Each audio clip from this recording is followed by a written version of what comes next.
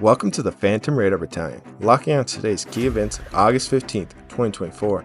Let's dive into the critical global developments shaping our world today. Iran and Russia are taking their military partnerships to new heights, according to a recent Pentagon report. This growing alliance between Tehran and Moscow is drawing global attention, especially as it could shift the balance of power in the Middle East and beyond. In a separate development, the Iranian Revolutionary Guard announced the death of one of their colonels, a member of the IRGC Aerospace Force, who succumbed to injuries sustained in a U.S. strike in Syria. This incident highlights the ongoing conflict in the region and the increasing involvement of foreign powers in Syria's affairs. Meanwhile, Iraq clearly defined their stance regarding U.S. forces, stating that there are no American combat troops in Iraq, only military advisors.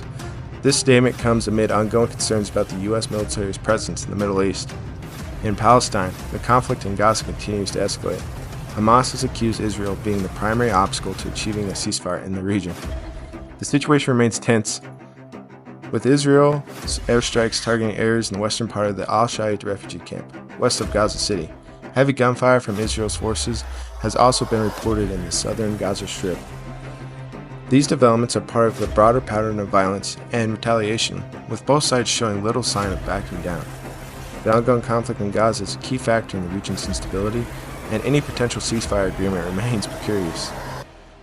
Syria continues to be a battleground, with multiple reports of airstrikes and drone attacks across the country. Russian aircraft have carried out airstrikes on alleged ISIS targets. Meanwhile, Assad's forces have intensified their attacks, bombarding a village in the Aleppo countryside with heavy artillery. In addition, suicide drones launched by government forces have targeted areas in the Idlib and Aleppo countryside, striking civilian homes and cars in the town east of Idlib. These attacks have resulted in civilian casualties and widespread destruction, further exacerbating the humanitarian crisis in the region. In Eastern Europe, the conflict between Ukraine and Russia continues to escalate. A mayor in the Kursk region has advised residents who fled the city not to return until the situation improves, signaling ongoing instability in their area. The reports also indicate multiple failed Russian assault attempts, as well as fires caused by Russian bombardment. These developments highlight the ongoing intensity of the conflict, with both sides continuing to engage in aggressive military actions. The situation in Ukraine remains fluid, with the potential for further escalation at any moment. In Western Europe, the migrant crisis continues to fuel unrest across the continent. In Ireland, authorities are cracking down on protests aimed at halting the construction of migrant centers in several locations, including Dublin. The situation in the United Kingdom is similarly tense, with demonstrations erupting in response to the harsh sentencing of those voicing dissent against immigration policy on social media. The ongoing unrest in Western Europe reflects broader concerns about immigration, free speech, and the political climate. As governments respond to these challenges, the potential for further conflict and division remains high. On the home front in the United States, tensions are mounting over the possibility of a nationwide labor strike involving the International Longshoremen's Association.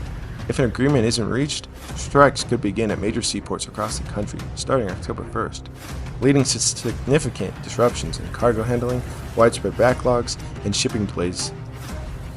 In the Middle East, the success or failure of the latest round of peace talks regarding the conflict in Gaza could have significant implications.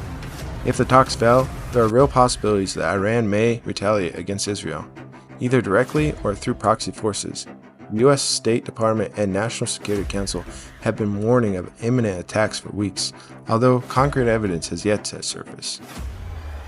That's all for today's briefing. The world is facing a complex web of challenges, from deepening military partnerships to escalating conflicts and global unrest. Stay tuned, stay informed, and don't forget to like, share, and subscribe for more updates.